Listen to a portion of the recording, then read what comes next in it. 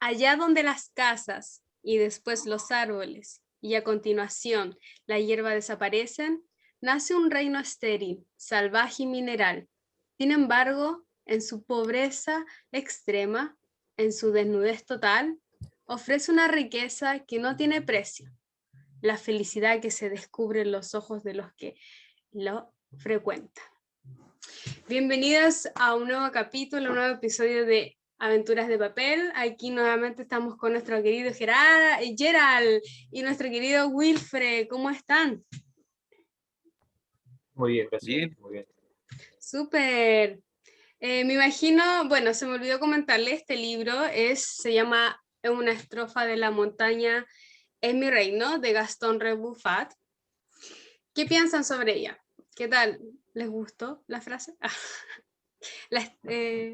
El pedacito de este libro. Sí, Está bueno. por supuesto. Está bueno. Sí, siento que me gustó la última parte, como que al final se encuentra otra felicidad, que no se ve la felicidad común, ciudadana, que todos vemos diariamente. Es como estar en otra dimensión.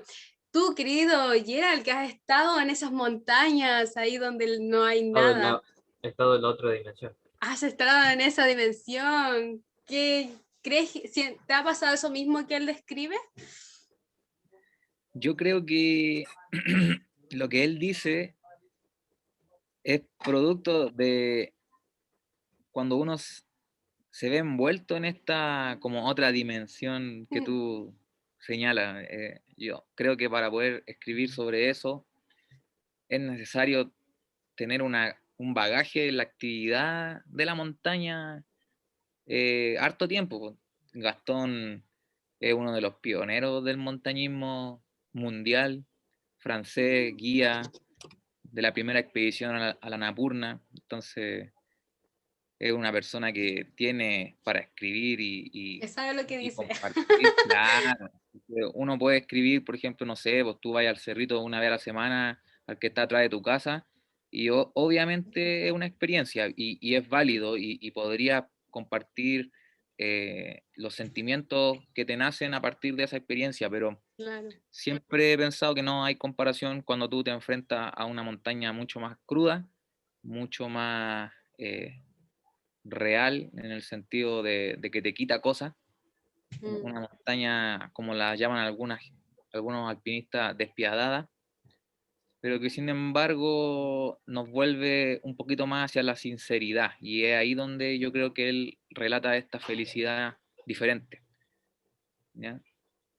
Cuando estás como en un desapego de lo mundano y de la zona de confort, donde uno se encuentra generalmente. Sí, subir el cerro, por ejemplo, aquí, cuando tú vivías aquí en Chile, teníamos muy cerca el Cerro La Ballena, que es muy bonito ir y te podéis conectar y podéis pasarla bien, pero no te quita cosas. No sé si me hago entender. Sí, sí, No te abstrae del mundo, no te transporta a esta otra dimensión. Sí, sí, muy cierto lo que decía. El Cerro La Ballena queda cerca de México, ahí de Puente Alto, para que los que no lo conocen. High Avenida Bridge. México, Avenida High México. Bridge. High Bridge. Y claro, o sea, tú vas por 1, 2, 3 horas y listo, e incluso lleváis tu celular y seguís con señal y sacáis su fotito y estar un rato y después volver a la realidad. Entonces no te genera ese escape, esa livianidad de cosas, como tú dices. ¿Y a ti, Wilfred, has tenido alguna experiencia de montaña? A ver, ¿qué dice? ¿Qué dice el público? Él es más de fútbol, ama el fútbol. Bueno, Sí, es que, miren, más que además el fútbol, esto quizás lo dejamos para otro programa, el fútbol no es un deporte, es una enfermedad. Una enfermedad. Una enfermedad, ya que uno una no se enfermedad. zafa más, es una enfermedad, la Mira, verdad yo defino el Es fútbol como súper enfermedad. adictivo.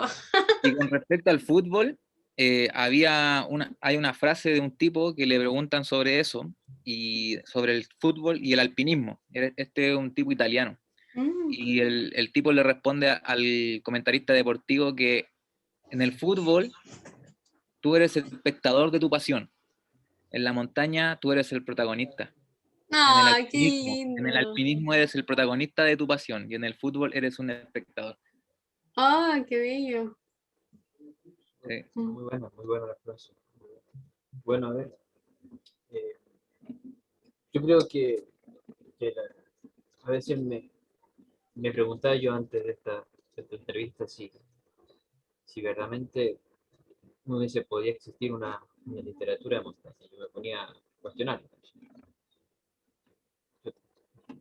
Uno ahora puede sacar, quizás, dije yo en mi escepticismo, dije uno puede ahora sacar literatura de todo, ¿no? Yo saco aquí, se lo da calle, digo yo, ahora literatura de, no sé, de moda, ¿no? Digo yo, de costura, ¿no? No sé qué yo, y así de tantas otras cosas, ¿no? Digo, incluso también, como digo yo que padezco esta enfermedad del fútbol, lamentablemente, o no sé, ya estoy ya, metido, literatura del fútbol. Y yo decía, sí, podrá hacer eso. No lo sé, yo estaba ¿Sí? muy escéptico. Yo Por creo más que que se escriban, existe. Hay varios pero autores que han escrito sobre Bielsa, sobre el fútbol justamente, chileno, el y yo Mundial del digo, 62. y yo como tiendo al clasicismo, yo como que lo pongo en duda, digo, porque quizás pertenece a un género, pero le llamo, digamos, literatura de esto. Pero resulta que sí, después de todo sí. Y tiene eso me llama la atención mucho, ¿no? Porque en el fondo, digo, bueno, ¿y cómo rellenar un libro? ¿No? Yo me pongo a pensar, digo, yo desde Mm, mi ignorancia, y creo que yo eso es una propuesta válida, porque, bueno, si yo voy a una montaña, ¿cómo hago un libro sobre esa experiencia? Uf, Porque ya una cosa es vivir la experiencia que digo ser de una montaña de ese tipo, ¿no? De esos cruentos. Bueno, ¿cómo hago el libro de eso? Y habría que tener un dominio, digo yo, como lo hacían, me da la impresión, los primeros exploradores, ¿no? Que hacían sus crónicas, todo lo que son el concepto de la bitácora. Y uno ya se claro. remonta, digo, ¿qué tipo de literatura, si uno rastrea esta literatura de montaña, y bueno, ¿a qué ejemplo similar podemos rastrearlo en lo que ya tenemos? Me da la impresión que el concepto de la exploración, ¿no? Y de las bitácoras de los que escriben la exploración serían como, podemos decir, los primeros indicios de esta literatura. Claro que ahora uno dice, ahora ya hay más, porque imagino que hay más gente de montaña, porque también es como, justamente este encuentro con lo desconocido, ¿no? Yo creo que los primeros exploradores, pongámoslo, los que llegaron a América, no lo hacían, no escribían porque existía una literatura y por lo tanto una editorial y gente que consumiera esa literatura, ¿no? Sino por el hecho de registrar algo inédito, de una mm. dimensión desconocida, de registrar un nuevo mundo. Y la montaña, creo yo que lo lindo, y escuchándolo a ustedes dos, ¿no? Que vivió más experiencia respecto a esto, a pesar de que vivimos en un mundo donde parece que ya está todo descubierto, ¿no? Y no hay nada por descubrir, más sino por vivir. La montaña sigue siendo algo desconocido, ¿no? Mm. Y eso es lo lindo, ¿no? Y por lo tanto es digno de escribir. Por eso digo, eso es lo que yo puedo sacar de lo que ustedes han dicho, eso, ¿no? A pesar de que, por eso, una de las cosas de este mundo es que ya casi no hay nada, no hay sorpresas, ¿no? Por lo menos, o de lo mundano, es que no hay sorpresas, ¿no? Ya está todo listo. En la Cosa de, montaña todo puede pasar. la montaña sigue siendo algo desconocido y por eso una literatura es digna. Por la misma forma en que quizás los exploradores que llegaron a América escribían sus bitácoras, ¿no? Porque estaban dejando registro de algo nuevo, inédito, de un mundo nuevo por explorar. Mm. Y yo digo, bueno, la literatura montaña, y precisamente los que hacen montañismo, tienen eso. O sea, esa es mi impresión hasta ahora. Yo creo que no, ahora mi experiencia personal respecto a viaje a la montaña, yo creo que sí, habrá habido. Eh, bueno, lo otro es, como decía yo, mi experiencia cuando fuimos a muro de escalada, que no es lo mismo, pero en el fondo tiene, digo yo, lo otro es la metodología de escalar, que es otro asunto, ¿no? Aquí no ya es distinto y que es muy interesante, ¿no? No es llegar y subir. Digo, ya hay toda una cosa estratégica y es muy lindo, eso, ¿no? Es muy desafiante, ¿no? Yo creo que ahí ya ustedes pueden hablar mucho más. Pero eso en primer lugar, eso es lo que yo saqué y digo yo, estuve pensando porque cuando me decías, vamos a llamar ayer, a que vamos a tener ayer que literatura en montaña, y dijo, literatura en montaña. Y que después vi que yo desde mi saber decía, ¿qué hora después vamos a llamar un gafite y literatura de gafitería? Dije yo. Y resulta que no. llego a esta conclusión, investigando más, la montaña tiene aún esto de lo desconocido. Y eso Las es, únicas montañas que conoces son las montañas que ve todas las mañanas, la cordillera de los Andes.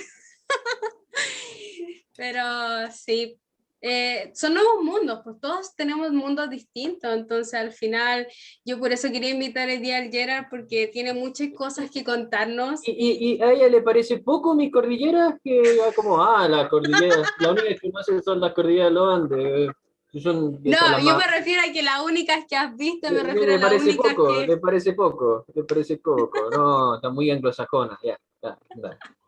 No, sí, yo tampoco he subido mucho. Yo creo que con el Gerald es con el que más he subido, he hecho hiking y creo que fue una vez cuando fuimos al Cajón del Maipo, ¿cierto? Y la montaña más alta que he hecho es porque estuve trabajando en una mina a 6.000 metros. Entonces no hubo hiking, ahí fue por trabajo. Entonces, aquí nuestro querido Gerard nos contará qué tal. Cuéntanos sobre la literatura de montaña. Me imagino que tienes mucho Digo, que compartir. tiene razón el Wilfred en el sentido de que uno podría cuestionarse de esto de la literatura de montaña.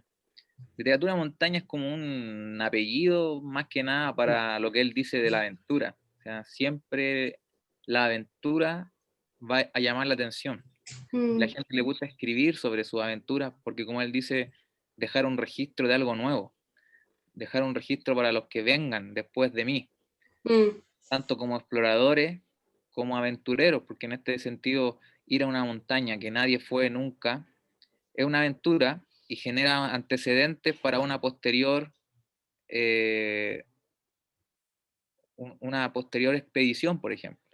Porque en un principio la literatura de montaña se radicaba solamente a lo descriptivo, como bien militar, porque en las primeras expediciones fueron así. Entonces, el montañismo como tal, como actividad deportiva, surge con el imperialismo europeo. Entonces, las primeras intervenciones en las montañas, sobre todo en lo que es el Karakorum y Nepal, fueron expediciones militares. Por algo Monte Everest se llama Monte Everest, o sea, por un general inglés. Entonces, ellos querían cartografiar el mundo, ellos querían quitarle este velo de lo desconocido, acompañado de todo este ímpetu imperialista europeo, donde cada país tenía su montañita como insignia. Por ejemplo, los franceses le dieron duro a la Annapurna hasta que lo consiguieron, esa era su montaña. El Annapurna es la montaña francesa por excelencia, el Everest es la montaña inglesa, a pesar de que no fue subida por un inglés, por ejemplo, fue subida por un neozelandés. Los alemanes, por otro lado, tenían la mente puesta en otra montaña que era el Nanga Parbat. Entonces esa es como la montaña, de hecho tiene un nombre que se llama Nanga Parbat, el nombre que se le dio occidentalmente, Chogori, el nombre como nativo. autóctono, nativo, y para los alemanes Nanga Parbat es la montaña del destino, que ellos le llaman, que tenían que hacerlo sí o sí para demostrar que el pueblo alemán era un pueblo fuerte, ario, porque para ese entonces era una montaña imposible. Entonces ellos no podían subir otra montaña que no fuera la imposible.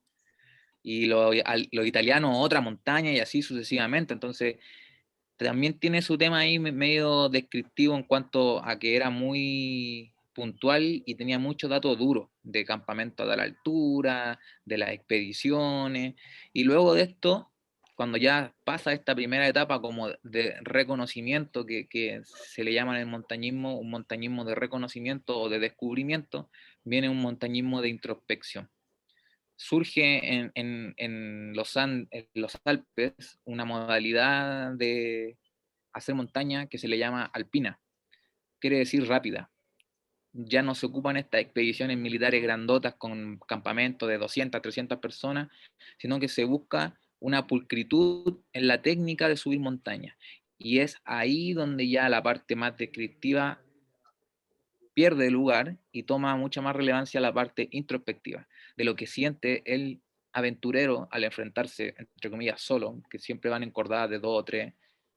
Hay casos particulares de personas que han hecho 8.000 solo y que están documentados y que, por nombrarte a uno, no sé, por el más grande y más famoso que Messner, la primera persona en hacer los 14 8000, y es todo un referente para el montañismo, y varios de ellos en solitario, lo que es mucho más llamativo. Incluso el Nanga Parbat lo hizo en solitario. Entonces, él fue marcando hitos y tiene una literatura. De hecho, tú buscáis Messner en Google y te sale montañista y filósofo y político, porque esa fue su línea de crecimiento personal. Partió como montañista, terminó siendo filósofo y después se dedicó a la política. Entonces, yo creo que ese es el camino como de la introspección, sí o sí te va a llevar a una reflexión, a un autoconocimiento. Y como dice el Wilfred, al fin y al cabo uno piensa que está todo descubierto. Y la verdad es que sí, porque tú vas a la montaña y están todas las rutas en todos lados. Entonces, ¿por qué seguimos subiendo las montañas entonces? Porque yo siento que lo que nos falta por descubrir no es algo que esté en las montañas, sino que es algo que esté dentro de nosotros.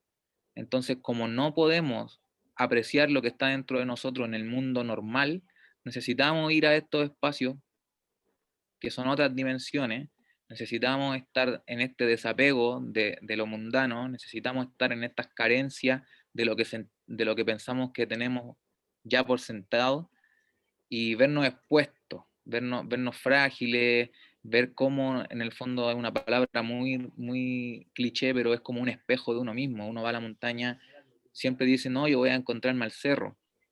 Yo creo que más que encontrarse al cerro, uno va a conocerse mucho más, porque ya somos personas medianamente conscientes de nuestra existencia, pienso yo.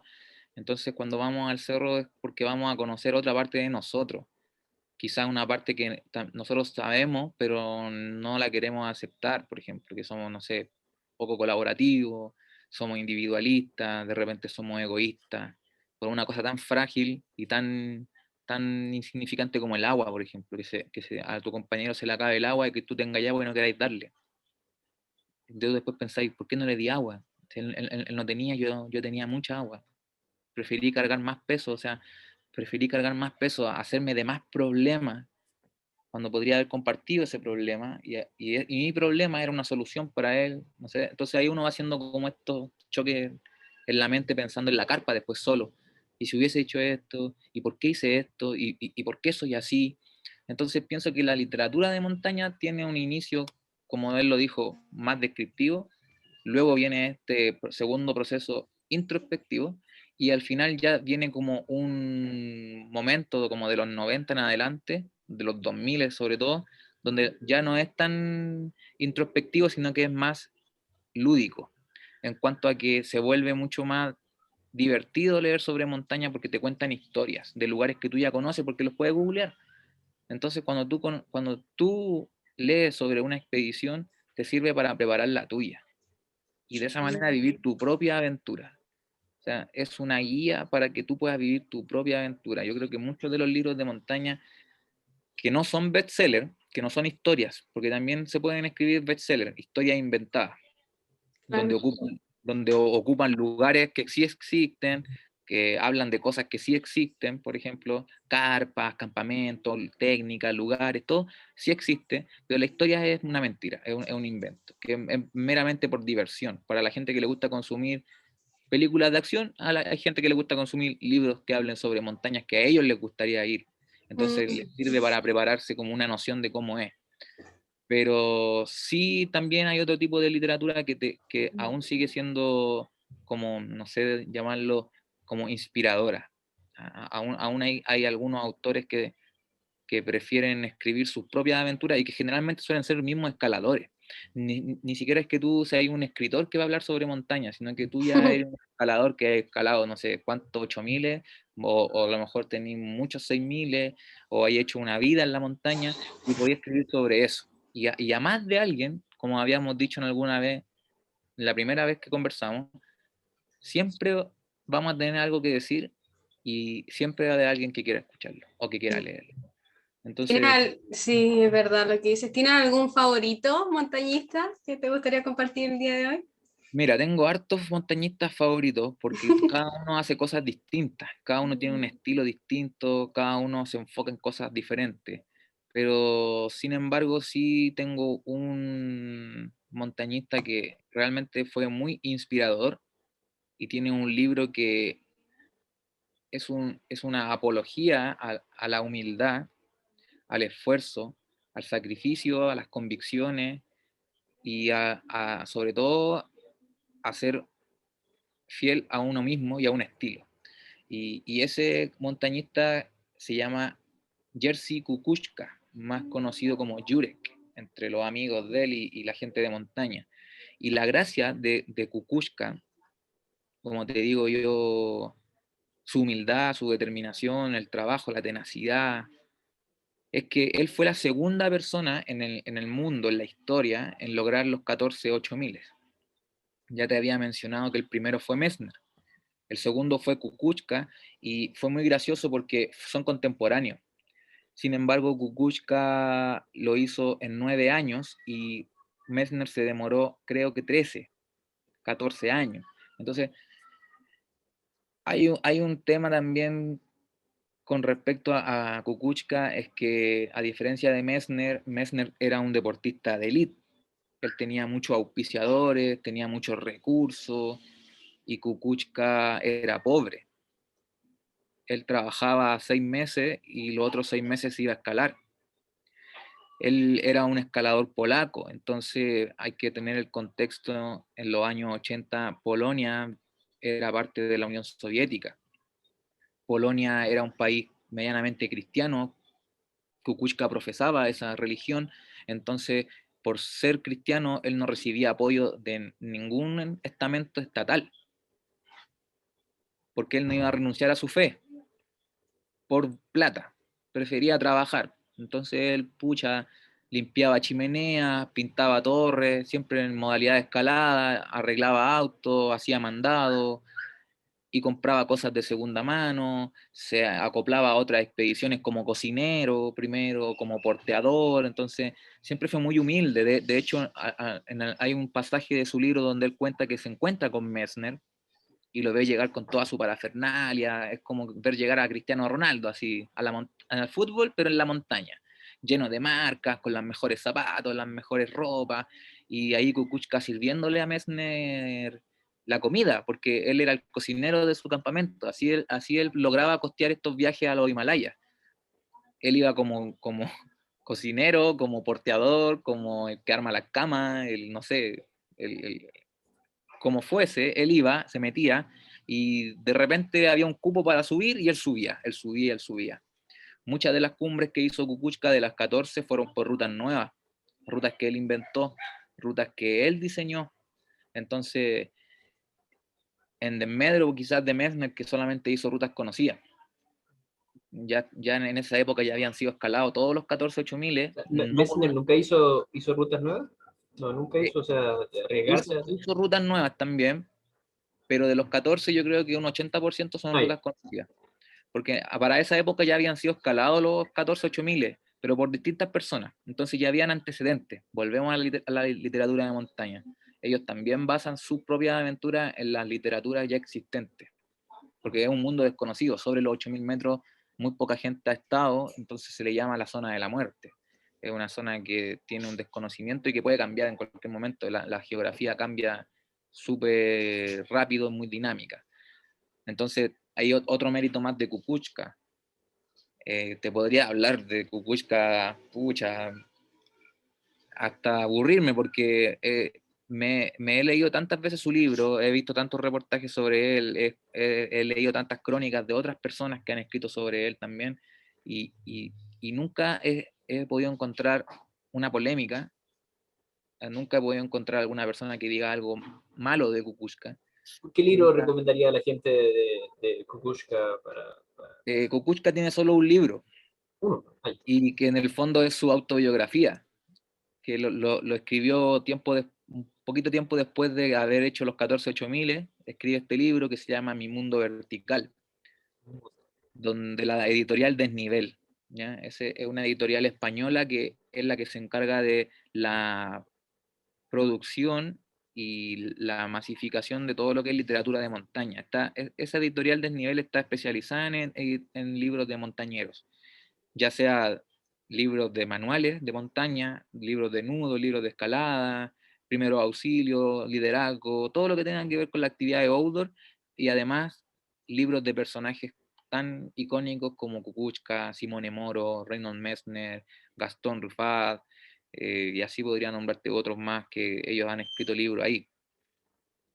Incluso, por ejemplo, en el libro hay una parte donde narran que Messner está en el campamento alto, que campamento alto se le llama ya al último campamento antes de hacer cumbre, de su último 8000. Y Kukuczka está llegando al campamento base de su último 8000.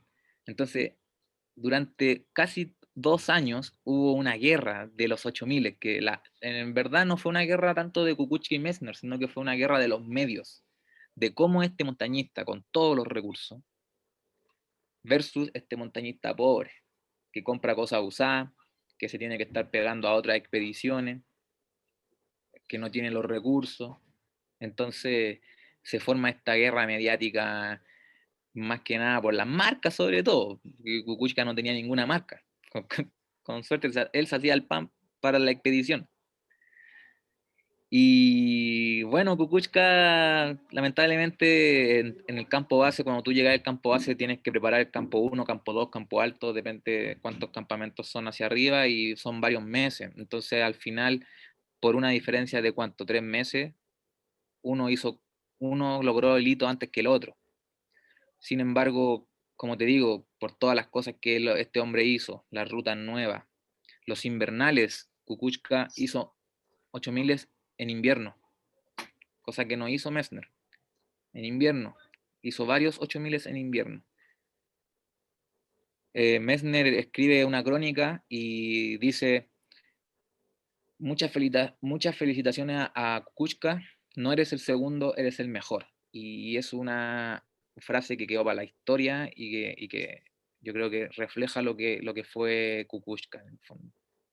Yo les recomiendo ese libro, es un libro que no tiene nada de extraordinario, de hecho es muy, muy cotidiano, es muy humilde, narra cómo preparaba su mochila, narra cómo fueron sus primeras montañas, cómo fue de niño, cómo fue vivir en esta Polonia soviética, sin recursos, con opresión, cómo ser de una familia pobre y poder viajar a los Himalayas. También estuvo acá en Sudamérica, estuvo ahí en Canadá, estuvo en el McKinley, en ese tiempo se llamaba Denali, que es el nombre nativo que tiene esa montaña. Y una autobiografía en el fondo súper reveladora y yo creo que para la gente que le gusta esto, ver a un tipo que fue tan grande, con un origen tan humilde y que su humildad nunca se vio empañada por la grandeza que él tuvo. De hecho, como él muere, refleja todo lo que él fue. Muere escalando una montaña de 8000 metros por una ruta nueva que siempre él la quiso hacer y que ya era como la tercera o segunda vez que hacía la misma montaña y ya le había hecho 2 rutas nuevas antes, entonces siempre innovando, siempre pudiendo subir un poquito más el nivel de lo que ya está, nunca repetir lo que ya se hizo, ser una persona progresiva, y muere porque se le corta la cuerda a escasos 200 metros de la cumbre, porque era una cuerda de segunda mano que compró en una feria de las pulgas de Katmandú. Ese eso es Kukuczka. Un hombre que logró los 14 8000, un hito, es como ganarse una medalla de oro en una olimpiada. A eso voy a apuntar. Y en su libro él describe un poco qué es para él la montaña. Claro, él es muy escueto, nunca te va a decir, para mí la montaña es esto, porque bla, bla, bla. Él no se va en esa postura como filosófica, él es muy terrenal, él no es tan etéreo como Messner. Messner sí te va a hablar de la filosofía, de la conquista de lo inútil, de todo esto, el desapego de lo mundano, y incluso él tenía esta cosa que el hermano murió en una montaña, entonces a veces él decía, no sé, no es el momento de subir la montaña. Todos subían, había una avalancha y morían. Y él no subió, porque él dijo, no es el momento de subir la montaña. me avisaron de que no era el momento de subir la montaña. ¿Y cómo era Entonces, para Kokushka? Kukuchka, él nunca te va a hablar de eso, él te va a hablar de cómo él lo hacía. Y cómo él lo Más hacía, técnico, metódico. él te va a hablar de cómo él lo hacía, y cuando tú leas cómo él lo hacía, te vas a dar cuenta que era simple. Mm, Y que él era organizado, era esforzado, se ponía meta y tenía una determinación, sobre todo, que yo creo que ese fue su mayor combustible para la adversidad. O sea, él dijo que lo iba a hacer y lo iba a hacer. Y que lo iba a hacer nuevo y lo iba a hacer nuevo. Y que lo iba a hacer solo y lo iba a hacer solo. wow. Pero también humilde, porque, por ejemplo, no sé, la primera expedición al Everest invernal, los polacos tienen una cultura de hacer montañas de invierno, de hecho se le llaman los guerreros del hielo a los polacos. Liderados por Kukuchka, van al Everest y él se baja. Él no va al Everest. Toda la gente vuelta loca. ¿Pero por qué no va al Everest? ¿Por qué Kukuchka no va al Everest? No voy al Everest porque mi señora está esperando un hijo. Ir al Everest me va a quitar 4 o 5 meses estar ahí. Mi familia está primero que la montaña. Para mí la montaña es un lugar donde yo soy feliz. No es un lugar que me quita felicidad. Y ahora yo quiero estar con mi familia. Qué bello. Entonces, Oye, querido, ahora que nos quedan 3 minutos, ¿te gustaría decirnos así como un resumen de qué es para ti la montaña, como para finalizar el día de hoy? ay, mira, no sé, no podría decirte que yo creo que en ese aspecto siento que soy como Kukuchka. Me cuesta poder decirte qué es la montaña porque tendría que decirte muchas cosas cliché. Que la montaña es bonita, que la montaña me encuentro en ella, que no sé. Tendría que valerme de todas esas palabras ya dichas Mm, para decirte qué es la montaña para mí. Pero Quizás siento una anécdota quizás tú dices, podría ser una buena anécdota, claro, para si es describir que lo da, que... si es que pero da, porque siento uno está que haciendo como Kukusha, ¿no? Describir el suceso, ¿no? sí, siento que la mejor forma de describir la montaña y que a lo mejor tú te diste cuenta es cuando vamos caminando, cuando yo guío personas, ese es mi Mm, trabajo, ese es mi oficio, yo guío personas, entonces yo creo que cuando las personas ríen, cuando las personas me abrazan, cuando llegamos a la cumbre y lloramos, yo los molesto, yo les digo, oye, sin llorar, llegamos a la cumbre y yo los veo y les digo, sin llorar, y me dicen, ya no puedo aguantar más, ya, llora, llora, llora. Entonces ahí lloran, nos abrazamos. Yo creo que ahí, eso para mí es la montaña. mm, Yo siento que a lo mejor tú que tuviste la oportunidad de compartir conmigo y ver cómo caminamos, cómo nos reímos, cómo disfrutamos, sí. cómo conversamos, cómo pasa el tiempo, cómo pasan 6 horas y llegamos a tomarnos un matecito y después bajamos otras 6 horas y todos contentos y no sentimos que en el fondo perdimos el Mm, tiempo. Yo creo que soy más de eso, más de demostrar con el hacer, que la gente viva la experiencia. Yo no podría dar datos técnicos de la montaña, pero datos técnicos los podía encontrar en YouTube, los datos técnicos los podía encontrar en Google, en cualquier parte, claro. hasta en un libro. Pero la experiencia y lo que tú puedas rescatar de ahí, yo siento que es lo realmente importante. Mm, Cada experiencia es distinta. Y a pesar de que yo voy a las montañas, no sé, a la misma montaña puedo ir 10 veces en el año, llevando gente, cada una de esas subidas es distinta y es especial. Cada una de esas mm, subidas tiene distintos matices, cada de esas subidas son con distintas personas, con distintas personalidades, con distintos sueños, con distintos problemas, que sin querer queriendo se van comentando en los campamentos base, en estas caminatas largas, en este meditar caminando que le llamo yo, aparecen reflexiones de, pucha, qué bacán estar acá y no estar en mi oficina haciendo esto, aquí, acá, y aquí estoy caminando, pateando piedras, respirando rico, sufriendo la espalda, no sé. Yo creo mm, que para mí la montaña tiene que ver con la vida, que tiene que ver con la vida, pero la vida real. La vida que no mostramos al mundo, la vida que mantenemos guardada quizás en nuestras 4 paredes de la habitación, porque también nosotros tenemos una vida en la casa. Yo no sé en qué momento uno puede ser más real que en la montaña, donde no hay mm, nadie, nadie te juzga, nadie espera nada de ti. O sea, mm. tú eres dueño de tu ser y de lo que puedes hacer y lo que no puedes hacer. Entonces, Yo creo que eso podría decirte como de la montaña. Que tienes Qué que- bello, qué bello. Muchas gracias, querido. Y con esto nos despedimos porque ya nos queda un minuto. Se pasa No, volando el tiempo sí, contigo. se pasa volando. No, Genial. podríamos hablar tanto de muchas cosas Sí. que en el fondo vaya a tener que compartir una cuenta más, una cuenta pro de Zoom. Para alargar esto, de verdad. Bueno, o te tenemos en otro episodio. Nosotros felices de Claro, que estés acá con nosotros. Entonces, muchas gracias. Con esto nos quedamos entonces. Y en la montaña al final son momentos reales, son real. vivencias. Para saber lo que es montaña hay que vivirlo. Así que con esto nos despedimos una vez más en Aventuras de Papel. Muchas gracias por habernos acompañado, Gerald, querido Wilfredo, muchas gracias y nos vemos para la Gracias. próxima. Hasta Chao, chao. luego. Bye Chao. bye. Sobrevivan a la pandemia. Sobreviva. Sí, de todas maneras.